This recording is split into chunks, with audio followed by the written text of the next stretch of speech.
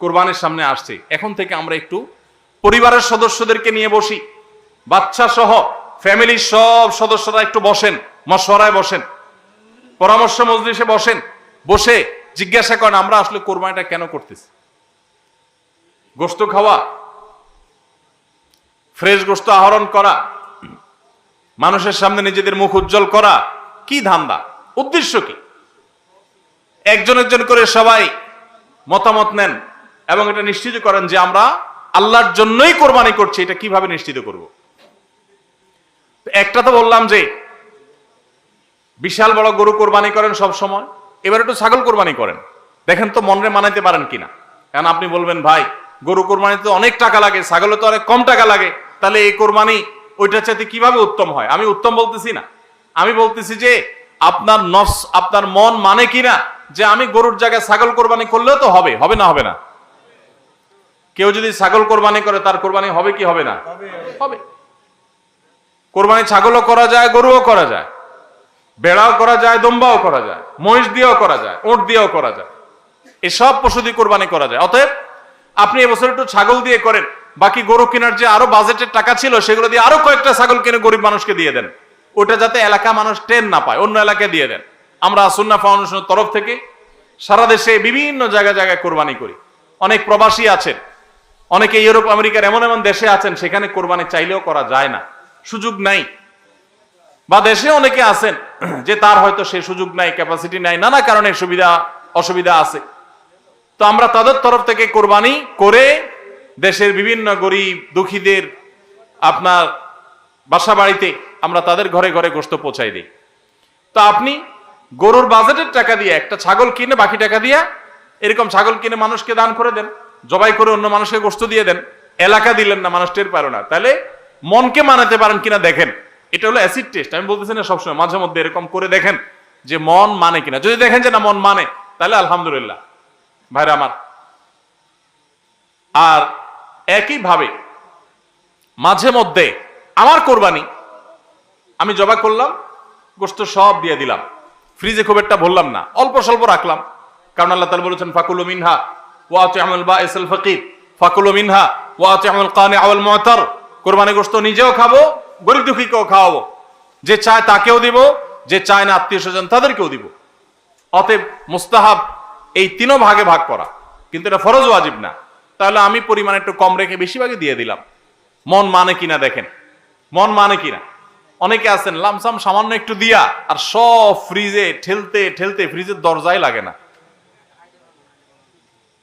পারলে রশি দিয়া বাঁধে যে দরজা লাগে না, কারণ গোশত, পায়া, ভুড়ি, কলিজা, ফ্যাপসা সব ঢুকাইতে ঢুকাইতে ফ্রিজ বেচারা জাম হয়ে গেছে।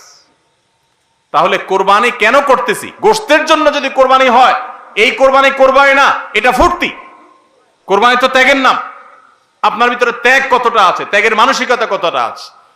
আপনি আল্লাহর রাহে, আল্লাহকে খুশি করার জন্য লাখ টাকা দিয়ে গরু কোরবানি করেন, ভালো কথা।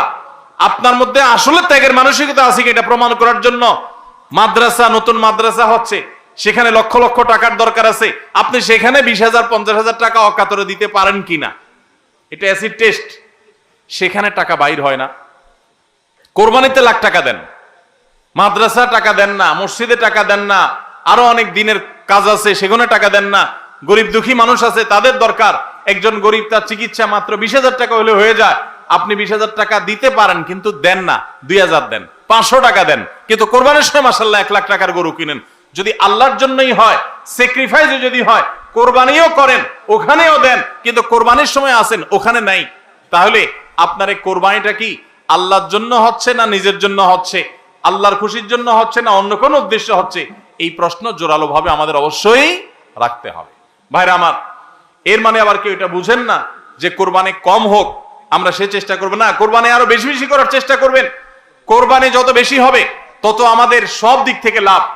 যারা কোরবানি বিদ্বেষী, সেকুলার, বিশেষ করে এক শ্রেণীর মুসলিম বিদ্বেষী নাস্তিক আছে, কোরবানির মৌসুম আসলেই দেখবেন এদের পাখা গজায়, এরা দেখবেন গরুর প্রতি মায়া এত বেশি, এত দরদ, তারা বলে আরে এতগুলো গরু জবাই করে ফেলা হবে, এই গরুগুলোর ভিতরে প্রাণ আছে, কত নির্মমতা, এরকম দেখবেন এরা এখন থেকে এই কয়দিন পর থেকে দেখবেন সোশ্যাল মিডিয়াতে ফেসবুকে তাদের এই সমস্ত জিগি শুরু হয়ে যাবে, আছে না নাই?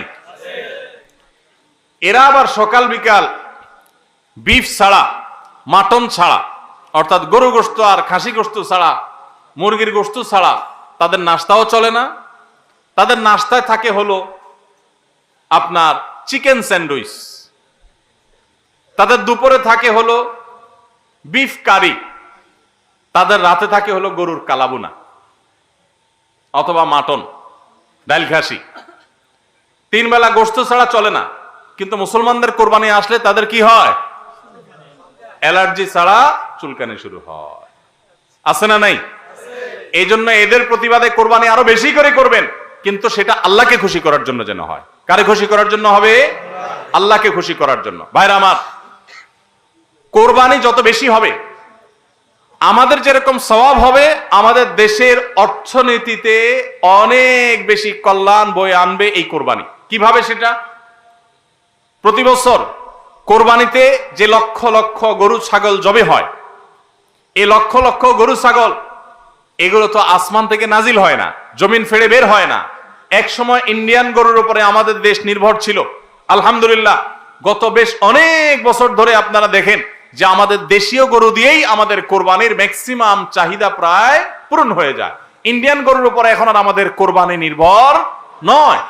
এই যে গরুগুলো উৎপাদন হচ্ছে, আপনি উত্তরবঙ্গে গেলে দেখবেন, আমি যাই বিভিন্ন সময়, সিরাজগঞ্জ যাবেন, পঞ্চগড় যাবেন, ঠাকুরগাঁ যাবেন, দিনাজপুর যাবেন, বিভিন্ন জায়গায় যাবেন উত্তরবঙ্গে, দেখবেন যে কৃষকরা তারা অনেকে গরু পালন করছেন। আমরা সুন্নাহ ফাউন্ডেশন থেকে যখনই কোনো বিধবাকে, কোনো গরিব অসহায় মানুষকে স্বাবলম্বী করার জন্য বলি আপনাকে কোন জিনিসটা কিনে দিলে আপনার বা ভালো হয়, আপনি সেটা দিয়ে উপার্জন করতে পারবেন। বেশিরভাগ বিধবারা, বেশিরভাগ অসহায় মানুষেরা তারা বলে একটা গরুর বাছুর কিনে দেন, একজোড়া ছাগল কিনে দেন, তাহলে এগুলো আমি সারা বছর বড় করব। এগুলো বড় করতে আমার কোনো ঝামেলা নাই। দোকানদারি করা অনেক ঝামেলার কাজ, চ্যালেঞ্জের কাজ, বাকি চলে যায়, টাকা তোলা যায় না, এগুলো সহজ। এই বাছুরটাকে আমি ঘাস খাওয়ায় বড় করব। কোরবানি মৌসুম আসলে এই 20,000 30,000 টাকা দিয়ে কিনা বাছুরটা আমি 70,000 80,000 টাকা বিক্রি করব, ডাবল হয়ে যাবে, আমার লাভ হবে। তাদের জন্য এটা সহজ। তো কোরবানির এই ইবাদতটা মুসলমানরা যেটা করেন এদেশে, এটার মাধ্যমে এদেশের আর্থ সামাজিক উন্নতি হয়। লক্ষ লক্ষ হাজার হাজার কৃষকের, পশুপালনকারীদের তাদের উপার্জনের মাধ্যম হয়। কোটি কোটি টাকা, মিলিয়ন মিলিয়ন টাকার ডিলিংস হয়, লেনদেন হয়, যেটা জাতীয় অর্থনীতির চাকা এটাকে ঘোরাতে সাহায্য করে। কোরবানির এই ইবাদত এটা আমাদের অনেক গরিব অভাবী মানুষের পুষ্টির যোগান দেয়। আপনারা জানেন অনেক গরিব মানুষ আছেন কোরবানির মৌসুমে মন ভরে একটু গোশত খাইতে পারেন, সারা বছর গোশতের দাম এত বেশি, তো বেচারারা কিনে খেতে পারেন না। তাহলে কোরবানির এই গোশত, কোরবানির এই উৎসব, এই ইবাদত, এটার মাধ্যমে পশুপালনকারীদের উপার্জনের মাধ্যম হয়। সারা বছর যারা অপেক্ষা করে কোরবানির সময় পশু জবাই করে, পশু বিক্রি করে আবার তারা পশুপালন করবে, এর মাধ্যমে তাদের আর্থিক যে অনটন আছে এটা দূর হয়, তাদের উপার্জনের মাধ্যম হয়।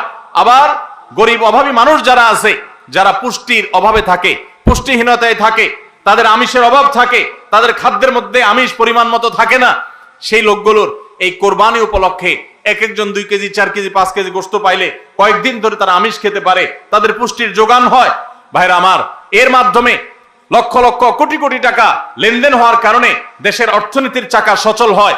নানা দিক থেকে এর পার্থিব উপকারিতা আছে। যারা কোরবানির বিরোধিতা করে ওরা বসে বসে ওই মাটন কারি, ওই বসে বসে আপনার বিফ, বসে বসে চিকেন স্যান্ডউইচ, এবং বসে বসে তারা বার্গার খাওয়া ছাড়া আর কোনো কাজ তাদের নাই। এদেশের অর্থনৈতিক উন্নয়নের পিছনে তাদের কোনো ভূমিকা নাই। প্রবাসের যে রেমিটেন্স এদেশে আছে, যত রেমিটেন্স আসে, যেটি আমাদের দেশের অর্থনীতির চাকাকে সবচেয়ে বেশি সচল রাখে, গার্মেন্টস শিল্প একটা চাকা আর রেমিটেন্স আরেকটা চাকা, এই 2টা চাকা আমাদের দেশের অর্থনীতিকে মূলত সচল রাখে সবচেয়ে বেশি।